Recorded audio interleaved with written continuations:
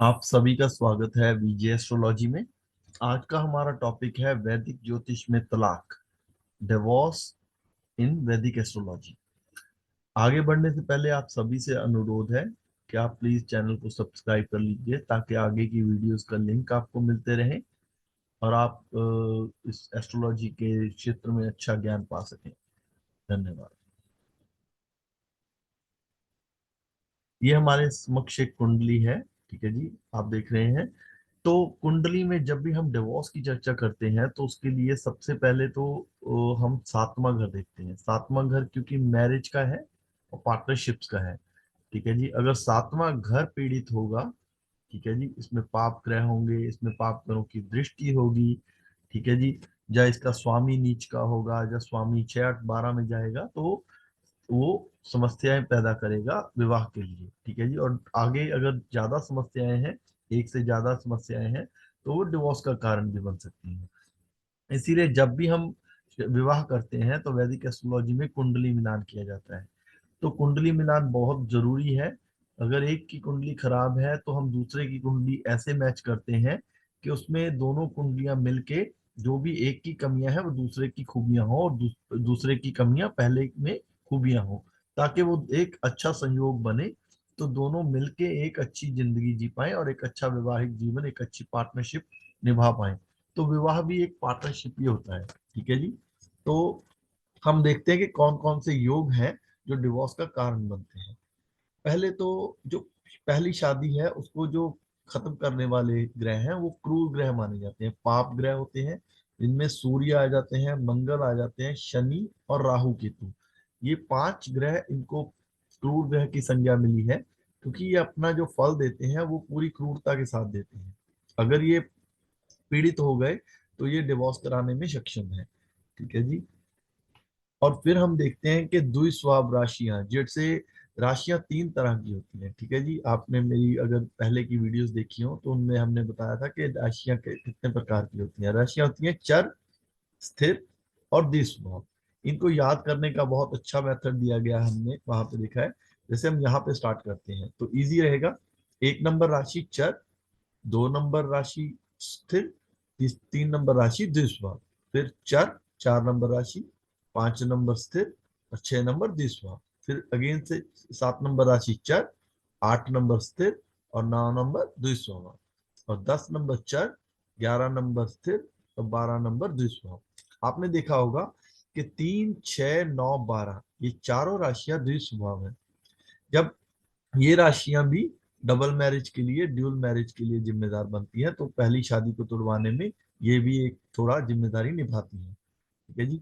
ये दोनों घर 3 और 6 राशियां ये दोनों बुध की हैं, और 9 और 12 ये दोनों गुरु की राशियां हैं। ठीक है जी। अब देखिए नेक्स्ट क्या है, एक केवल एक ही कुंडली में मांगलिक दोष हो। इसका मतलब क्या है, जैसे जात एक जो मैरिज होती है वो दो लोगों के मिलन से होती है। ठीक है जी। तो जैसे हम बोले कि हस्बैंड और वाइफ, तो उनमें एक आदमी तो मांगलिक है, जैसे हस्बैंड मांगलिक हो और वाइफ मांगलिक नहीं हो, तो वो भी एक बड़ा कारण होता है विवाह टूटने का। ठीक है जी। या उल्टा हो, वाइफ मांगलिक हो और हस्बैंड नॉन मांगलिक हो। मांगलिक क्या होता है, जब भी मंगल आपके पहले भाव, चौथे भाव, 7वें भाव, 8वें भाव या 12वें भाव में बैठेंगे तो ये मांगलिक होगा।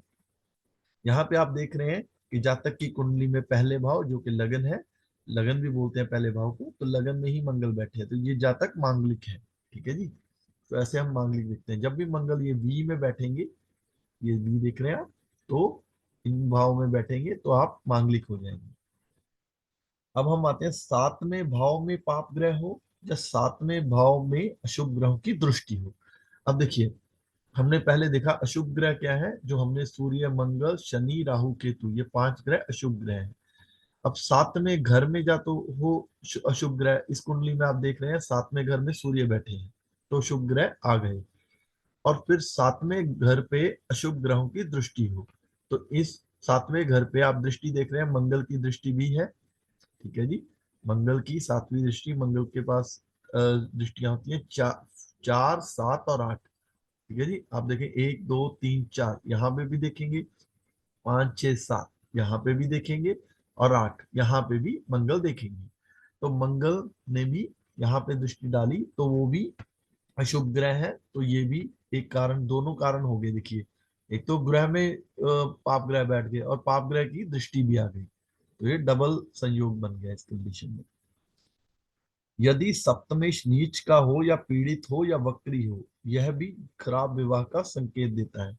सप्तमेश क्या है? यहाँ पे जो भी नंबर लिखा होगा, ठीक है जी, जैसे यहाँ पे नंबर 3 लिखा है, तो 3 नंबर राशि के स्वामी कौन होते हैं? 3 नंबर स्वामी की राशि होते हैं बुध। ठीक है जी, अगर बुध नीच के, इस कुंडली में बुध नीच के हो जाए, ठीक है जी, या पीड़ित हो जाए, यहाँ पे अगर आप देखेंगे तो बुध पीड़ित हो गए हैं। क्यों पीड़ित हो गए हैं? क्योंकि बुध 8वें भाव में चले गए हैं।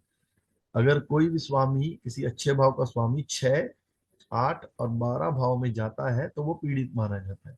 ठीक है जी, या तो वो पीड़ित हो या वक्री हो, तो उस कंडीशन में भी एक खराब विवाह का संकेत मिल रहा है। देखिए हमें कितने संकेत मिल गए इस कुंडली में ही। अगर आप देखें, यहाँ पे पाप ग्रह है, पाप ग्रह की दृष्टि आ गई, फिर इसका जो सप्तम का सप्तमेश है वो भी 8वें भाव में चला गया। तो कितने ही हमें योग मिल रहे हैं। अब हम आते हैं, यदि कुंडली में शुक्र ग्रह पीड़ित हो, ठीक है जी, तो शुक्र ग्रह पीड़ित नहीं है इस कुंडली में, बट अगर शुक्र ग्रह किसी कुंडली में पीड़ित हो, या फिर शुक्र ग्रह 8वें घर में हो, क्योंकि 8वां घर भी एक त्रिक भाव में आता है, 6, 8, 12, ठीक है जी। तो क्या है, 8वें भाव में शुक्र आने से एक्स्ट्रा मटेरियल अफेयर्स होते हैं जो कि दूसरी शादी का कारण बनते हैं। ठीक है जी, तो पहली शादी टूटेगी तभी तो दूसरी शादी होगी, तो ये पहली शादी टूटने का भी कारण है। अब हम आते हैं अगले योगों पे। जब नवमाश में, नवमाश कुंडली D9 चार्ट जिसको बोलते हैं, नवमाश में सप्तम भाव में शनि, राहु, केतु, मंगल या पाप ग्रह हो, ठीक है जी, आदि पाप ग्रह हो, ये लगन कुंडली है। ऐसे ही एक सेकंड कुंडली बनती है जिसे हम नवमाश चार्ट बोलते हैं, D9 चार्ट बोलते हैं। अगर लगन कुंडली आपका शरीर है, तो नवमाश कुंडली आपके शरीर के अंदर के बॉडी पार्ट्स है। तो नवमास कुंडली भी, जब भी कुंडली मिलान किया जाता है या कोई भी विचार किया जाता है कुंडली से रिलेटेड, तो नवमास कुंडली का भी विचार किया जाता है, क्योंकि नवमास से हम आपके जीवन साथी को देखते हैं। ठीक है जी, अगर आपके जीवन साथी के सप्तम भाव में, जो कि मैरिज का भाव है, वहां पे पाप ग्रह आ गए, तो वो भी तलाक की संभावना बनाते हैं। ठीक है जी, नवमास कुंडली विवाह के लिए बहुत ही जरूरी है। सप्तम भाव में द्विराशि हो, द्वैराशि हो, या सप्तमेश द्विस्वाव राशि में हो। ठीक है जी, अब सप्तम भाव में डुअल राशि साइन हो, देखिए, या 3, 6 मैंने पहले हमने बात किया था, 4 स्थिर द्विस्वभाव, तो यहाँ पे द्विस्वभाव आ गई है सप्तम राशि भाव में, द्विस्वभाव राशि है। ठीक है जी, और सप्तमेश तो द्विस्वभाव में नहीं है, बट आप इनमें से एक कंडीशन हो गई, तो हमें एक और नेगेटिव कंडीशन मिल गई इसी कुंडली में। हम एक ही कुंडली की चर्चा कर रहे हैं। इस जातक का डिवोर्स हो चुका है। ठीक है जी, इस जातक की कुंडली हम मैंने इसलिए लिया क्योंकि इसमें आपको बहुत सारे योग मिलेंगे, तो आपको देखने से पता चलेगा कि क्यों डिवोर्स क्यों होता है, कैसे देखते हैं। अब यही अगर बुरे कंडीशन हो रहे हैं, जैसे हमने देख रहे हैं ये सब कुछ बुरा मिल रहा है, अगर यही सब कुछ अच्छा मिलेगा, तो उस कंडीशन में जातक के लिए बहुत अच्छा हो जाएगा। इस जातक की शादी भी लेट हुई थी। ठीक है जी, तो लेट हुई थी क्योंकि मंगल देख रहे हैं, सूर्य बैठे हैं, तो आपस में अनबन भी रहती थी। ठीक है ना, आपस में हस्बैंड वाइफ का विचारों में मतभेद भी रहता था। तो उसके बाद यहाँ आपके सप्तमेश अष्टम में गए हैं, तो वो भी इनका डिवोर्स कराने में योगदान दिया, और द्विल राशि भी आ गई। ठीक है जी, द्विस्वभाव राशि भी आ गई। राहु सप्तम भाव में हो या दृष्टि डालें सप्तमेश पर। ठीक है जी, अब राहु या तो सप्तम भाव में हो, इस भाव में बैठे हो, या फिर वो सप्तमेश पे दृष्टि डालें या सप्तम भाव पे दृष्टि डालें, उस कंडीशन में भी ये खराब होता है, क्योंकि राहु क्या है, पाप ग्रह है। राहु के पास कौन सी दृष्टि होती है? 5वीं, 7वीं और 9वीं। ठीक है जी, तो यहाँ से वो यहाँ बैठे हैं, तो यहाँ से कहाँ देखेंगे? 1, 2, 3, 4, 5, 6, 7, 8, 9, तो ये 3 भाव को देखेंगे, यहाँ पे और यहाँ पे। लेकिन सप्तम सप्तम भाव को नहीं देख रहे हैं, तो ये सूत्र यहाँ पे नहीं लागू होगा।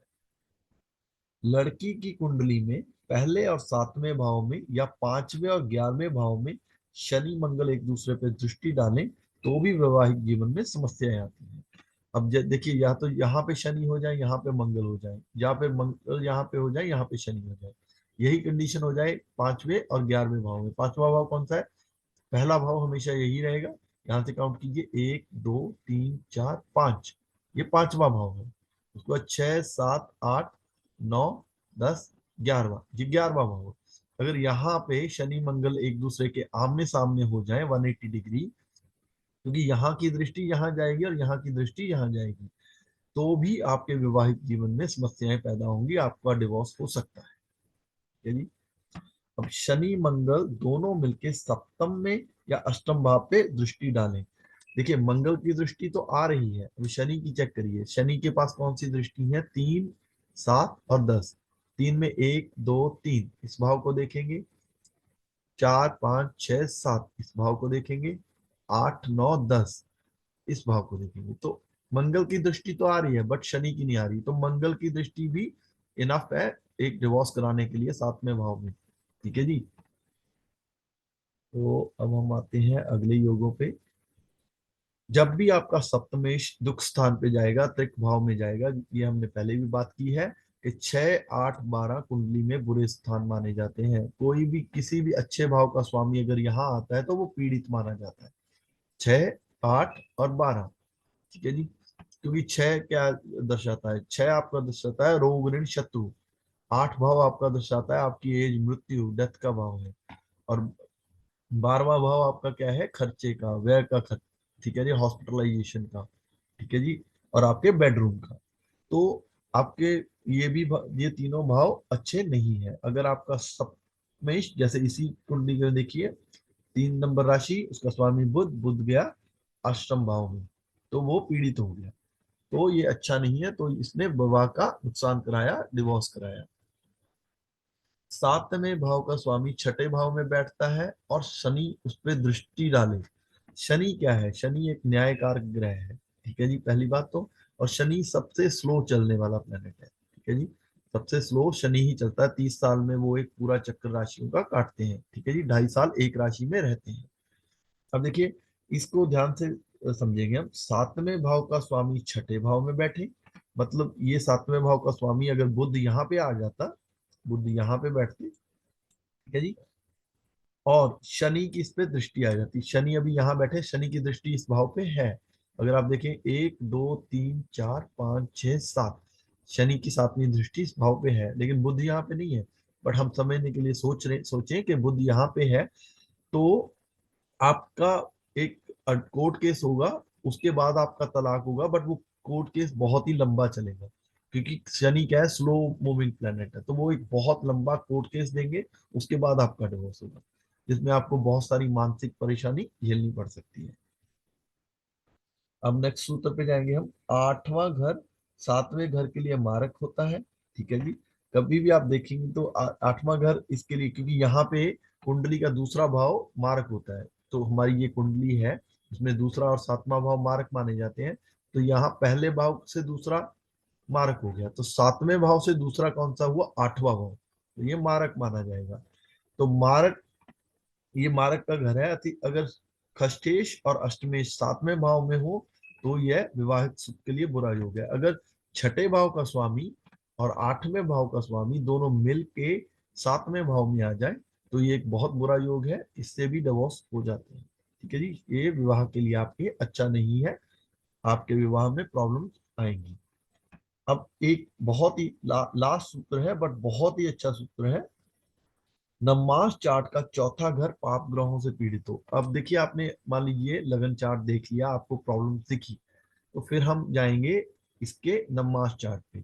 अगर नमाज का चौथा भाव भी पीड़ित है, मतलब वहां पे भी पाप ग्रह है, पाप ग्रहों की दृष्टि है, ठीक है जी, तो उसका स्वामी नीच का हुआ है, तो उस कंडीशन में ये घर पीड़ित हो गया। 7वां घर, सॉरी, चौथा घर नमाज कुंडली का अगर पीड़ित हो, तो वो फिर तो आपकी शादी में हमेशा प्रॉब्लम्स रहेंगी ही रहेंगी, क्योंकि ये क्या है? ये सुख का भाव है, ठीक है जी, आपके विवाहिक सुख का भाव है। ठीक है, अगर विवाहिक सुख में भी प्रॉब्लम्स आ गई और आप, तो फिर आपका जो है डिवोर्स होना तय है। तो वो, अगर आपके सभी बुरे योग आपकी नमाज कुंडली में और लगन कुंडली में मिल रहे हैं, सेम योग, तो दोनों से आपको बुरा मिल रहा है, तो आपको देखना चाहिए कि आपको उसके पूजन कराने चाहिए, अगर दो शांति करानी चाहिए, तभी जाके आपका विवाह बच सकता है, नहीं तो आपका डिवोर्स होना तय है। धन्यवाद जी आपका वीडियो देखने के लिए। अगर आपको वीडियो अच्छा लगा हो तो आप प्लीज चैनल को लाइक कीजिए, कमेंट कीजिए और शेयर कीजिए। और लोगों से शेयर करने से और लोगों को भी ये ज्ञान पहुंचेगा। और आप चैनल को प्लीज सब्सक्राइब कीजिए ताकि आप तक नेक्स्ट वीडियोस पहुंचते रहे। विजय एस्ट्रोलॉजी में आपका वीडियो देखने के लिए धन्यवाद। अगर आपको पर्सनल कुंडली विश्लेषण चाहिए तो आप vjstrology86@gmail.com पे कांटेक्ट कर सकते हैं। अगर आपको रतन रुद्राक्ष जप या दान के बारे में एडवाइस चाहिए तब आप कुंडली भेज सकते हैं vjstrology86@gmail.com पे। धन्यवाद जी। Thank you.